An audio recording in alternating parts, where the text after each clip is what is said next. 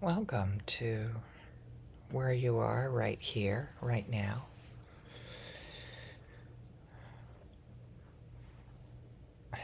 Check in with your body temperature right now. Are you cold? Are you warm? Are you sweating? Are you shivering? Or are you just right?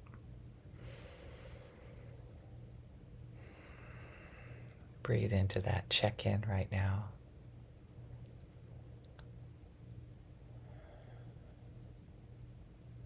And we check in with our body and say, what temperature are you?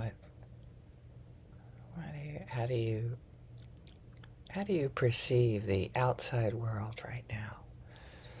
Another way of how we're perceiving the outside world is to check in with our emotional temperatures. Um, Excitement or anger tend to be one of the hotter emotions. And when there's a lot of, I don't know how to describe it except for just big emotions tend to be hotter.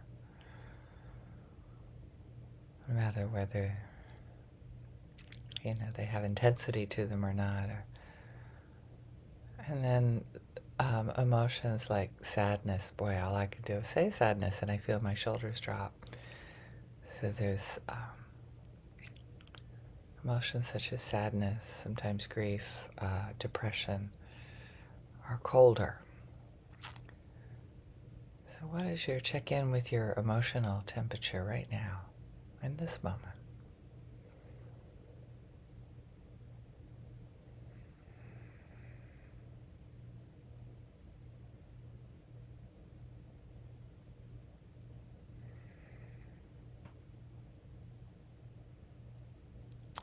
There's an awareness in me of community and compassion for all that community has given to me in grief and celebration, both. How much community impacts us. When we say we have the need for community, there's so much there.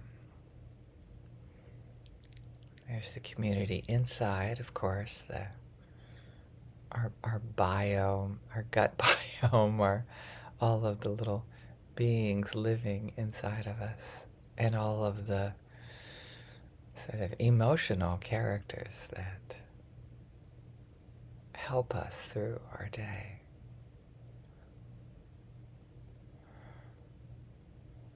So scan that internal community physically.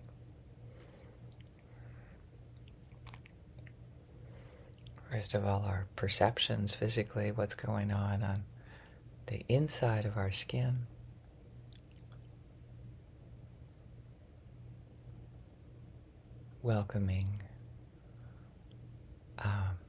Welcoming everything inside our skin and welcoming people that have joined our community as well. A big, big welcome to that.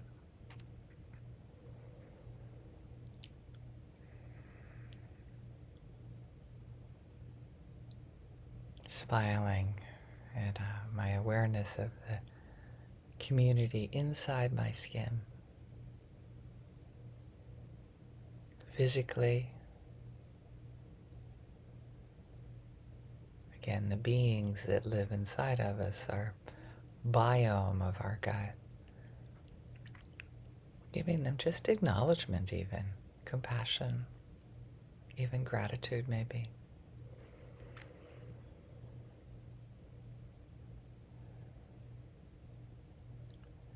The physical systems that keep us alive, acknowledging them,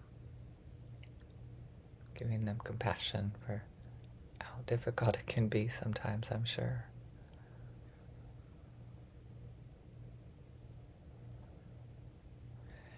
And then acknowledging the other community members of our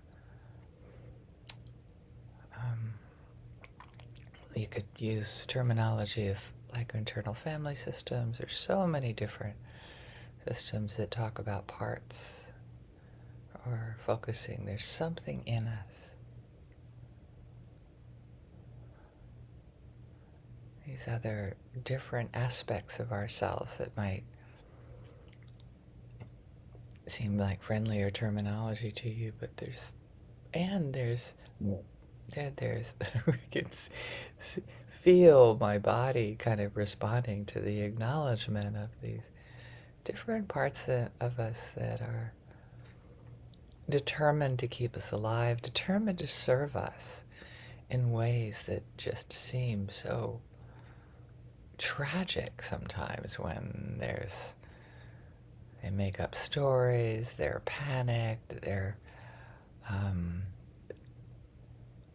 depressed, and they're suggesting to us all these things to do to make our lives different. So our inner community of voices, the one that gets quite a bit of attention, is they call this part the inner critic, and I'm so curious about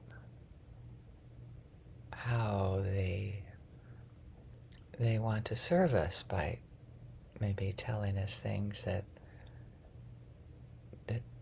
they don't believe are serving our lives. And I'm smiling now because it's not easy to hold that part of us with compassion and to listen to them with a sense of like we're listening to a friend complain.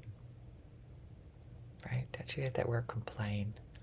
How about we're listening to this part of ourselves that are saying, do this, do that, you did that wrong, you did this wrong. We're listening with compassion, without trying to fix them, without trying to change them, just as we would a friend. I had one of my clients say they want to, with glee, they wanted to take this part of them and like kill them. It was like this violence, and it was just like, wow.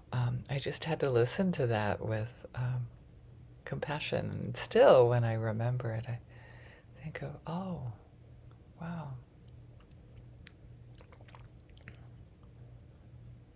We hear the violence, and we're taught to respond with violence, and be open to the possibility of listening to different parts of ourselves with compassion, knowing that they're trying to help us, giving them some love and tenderness as we would a beloved friend, just by listening from a part. I don't like the word detached because it's not detached. I feel it, and I'm listening, not detached. I'm here, I'm present.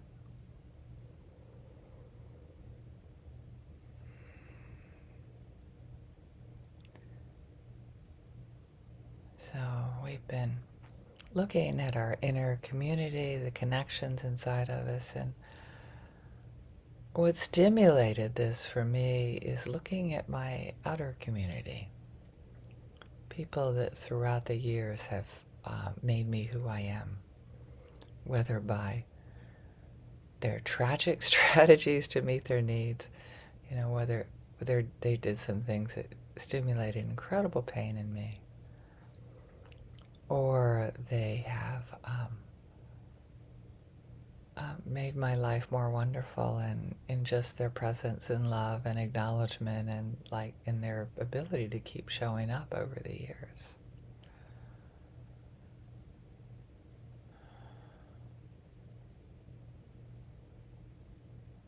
So continue to explore how is this inner community for you, and how does it impact this outer sense of community in this moment, We're so interconnected deeply with all the people in our lives that have touched us, changed us by the things they did that,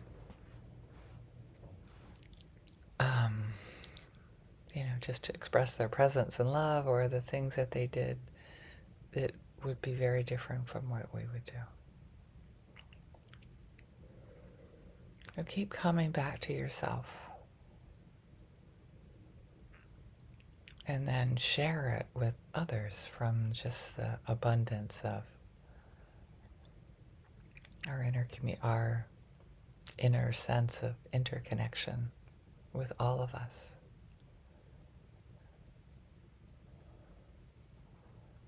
Come back to looking at our entire world coming from just in this recording, all the people that'll listen to this recording, all of the people that are affected by the people that are listening to the recording, all of the people that have this impact of like, oh, maybe the answer is kindness. Maybe that is the next step I need. Whether it's interpreted that way or not. Compassion for yourself, care for yourself, and sharing that with all beings. As we share it with all beings, I invite you to continue this meditation throughout your day or evening.